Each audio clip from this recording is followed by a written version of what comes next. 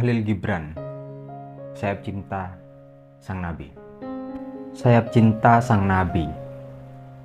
Cinta pertama adalah kenangan paling indah bagi setiap manusia. Masa-masa penuh keindahan, dunia baru yang serba asing, tetapi penuh dengan perasaan bahagia yang menyesaki segenap relung-relung kalbu. Memenuhi dunia dengan pelangi warna-warni sehingga ia akan lupa segala derita dan misteri kehidupan ini. Saat itu usiaku baru 18 tahun. Ketika cinta membuka mataku dengan sinar-sinar ajaibnya dan membelai jiwaku untuk pertama kalinya dengan jari-jari jemarinya yang membara. Dan Selma Karami adalah nama perempuan pertama yang kecantikannya telah membangkitkan jiwaku, serta membimbingku ke taman asmara yang luhur. Taman yang siangnya bagaikan mimpi dan malamnya bagaikan malam pengantin. Kecantikan telah mengajariku tentang makna keindahan dan menyanyikan untukku senandung kehidupan. Selma Karamilah yang mengajariku memuja keindahan lewat kecantikannya sendiri dan menyampaikan kepadaku rahasia cinta dengan segenap perasaan hatinya. Dialah yang pertama kali menyanyikan puisi kehidupan hakiki untukku. Cinta pertama adalah kenangan paling indah bagi setiap manusia.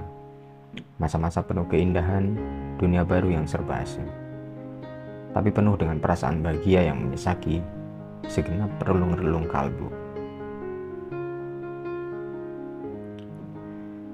Memenuhi dunia dengan pelangi warna-warni sehingga ia akan lupa segala derita dan misteri kehidupan ini. Dalam hidup ini, setiap orang muda pasti memiliki Selma yang terbit di fajar musim semi kehidupannya. Mengubah kesunyian hari-hari menjadi kebahagiaan dan memenuhi keheningan malam-malam dengan alunan musik penuh irama.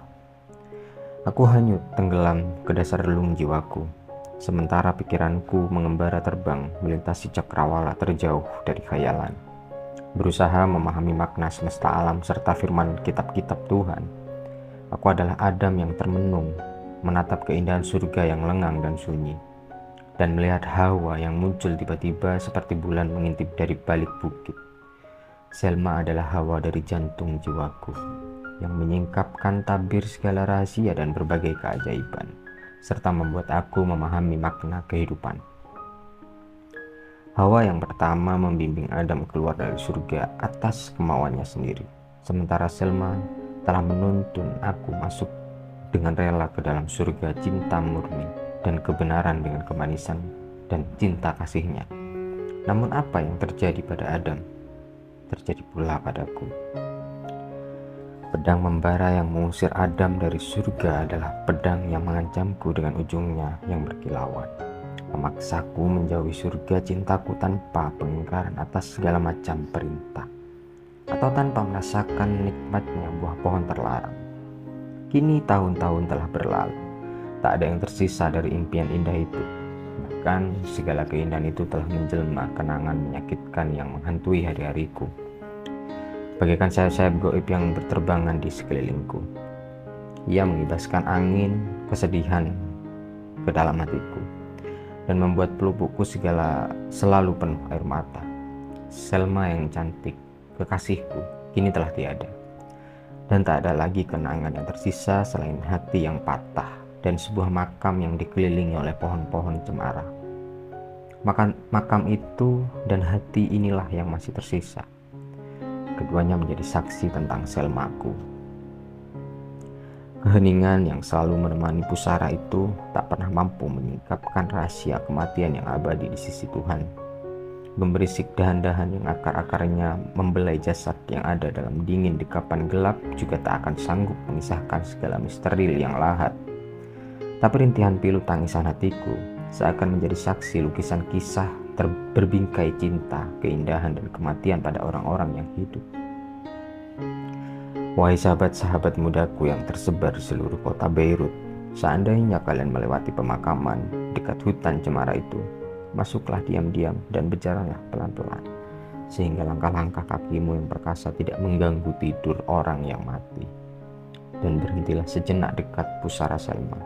Sampaikan salam pada bumi yang memeluk tubuhnya, dan sebutlah namaku dengan sebuah keluh yang dalam, dan katakanlah pada dirimu sendiri, disinilah kubur segala harapan cinta Gibran yang hidup sebagai seorang yang terpenjara oleh cinta di seberang lautan. Di atas tumpuk tanah ini ia kehilangan kebahagiaannya, mengalirkan air matanya dan meluapkan senyumannya. Di dekat makam itu tumbuh pohon kesedihan Gibran, berdampingan dengan cemara-cemara, dan di atas makam itu ruhnya melayang-layang setiap malam mengenang Selma, menyertai dahan-dahan pepohonan dalam ratapan duka cita, yang menangis meratapi kepergian Selma yang kemarin masih menjadi nyanyian indah di bibir kehidupan, namun sekarang tinggal menjadi rahasia sunyi dalam dekapan bumi. Wahai sahabat-sahabat masa mudaku, dengan nama perawan suci, aku meminta kepada kalian untuk meletakkan setangkai kembang di atas pusara cintaku. Karena dengan itu, kalian akan menjadi fajar dari malam-malamku yang gelap dan dingin, membawa sinar yang hangat dan menyuguhkan embun penyegar bagi mawarku yang layu. Duka yang bisu. Kesendirian memang laksana cinta yang memiliki jari jemari sehalus sutra, tapi kuku-kukunya yang runcing meremas jantung dan membuat manusia menderita karenanya. Kesendirian adalah sekumpulan duka yang terungkap dalam pujian doa yang membumbung ke angkasa bersama harum aroma dupa.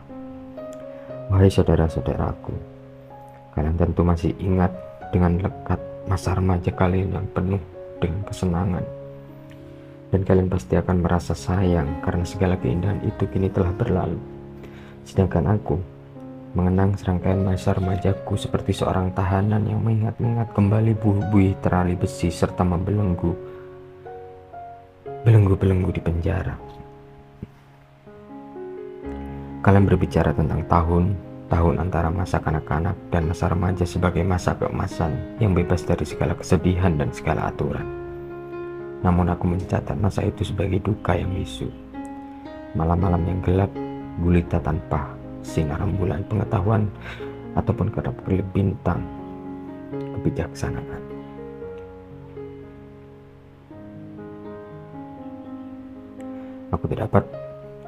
Aku tak dapat menemukan jalanku untuk melangkah, sampai kemudian cinta datang membawa cahaya yang membuka pintu-pintu hatiku dan menerangi sudut-sudutnya. Cinta datang padaku dengan bahasa dan air mata.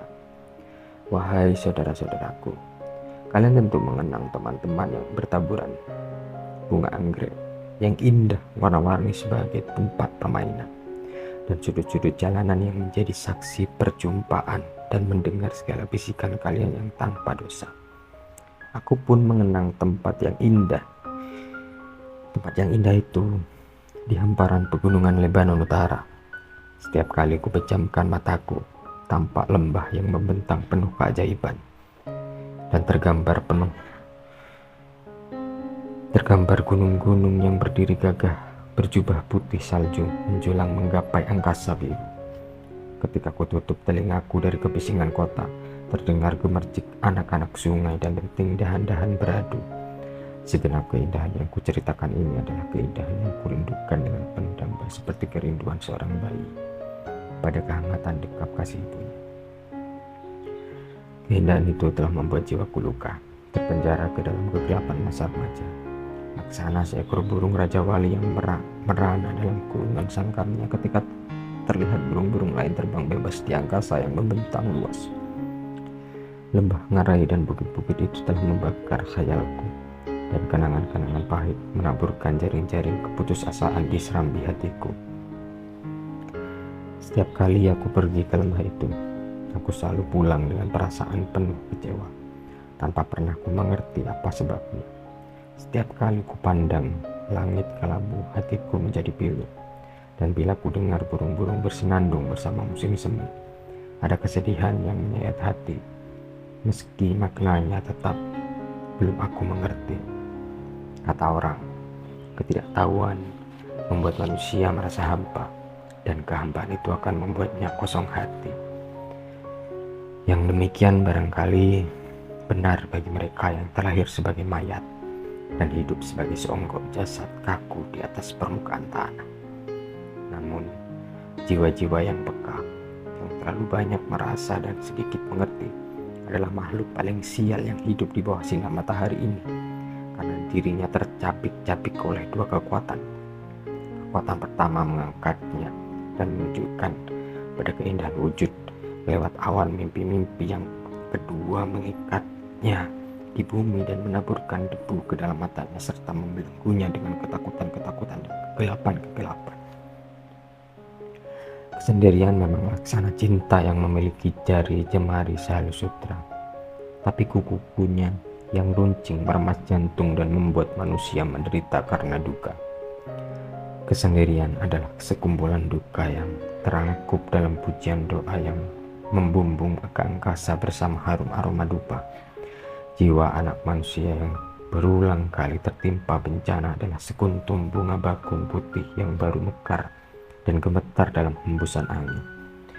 Ia membuka sekelompok hatinya bila fajar pagi tiba dan mengucapkan kembali dalam keremangan senja, jika ia tak punya kesibukan atau teman-teman dalam permainan, maka hidupnya seperti penjara sempit, tempat ia tak melihat apapun selain jaring laba-laba dan tak mendengar apapun kecuali dengung serangga.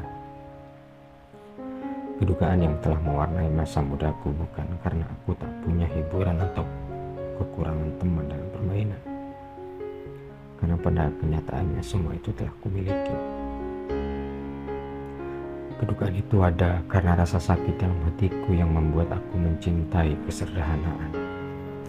Ia juga membunuh hasrat diriku terhadap permainan dan hiburan.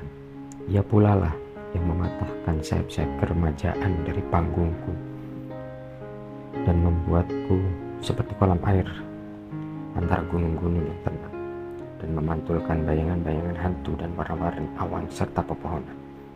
Namun tak dapat menemukan jalan keluar di mana air sungai mengalir sambil melantunkan lagu keindahan menuju laut.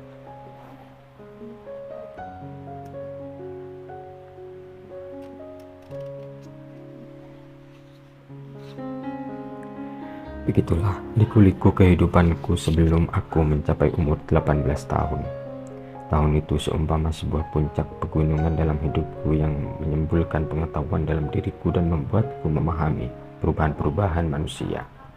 Pada tahun itu aku telah lahir kembali, dan hidup seseorang akan tetap tinggal bagai lembaran kosong dalam buku kehidupan sebelum ia dapat terlahir untuk kedua kalinya.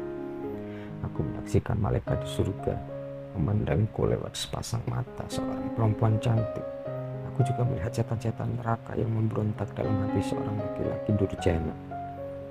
Dan siapa tidak mampu melihat malaikat dan setan dalam keindahan dan kejahatan kehidupan? Ia belum mampu meraih inti pengetahuan dan cinta kasih yang mendalam.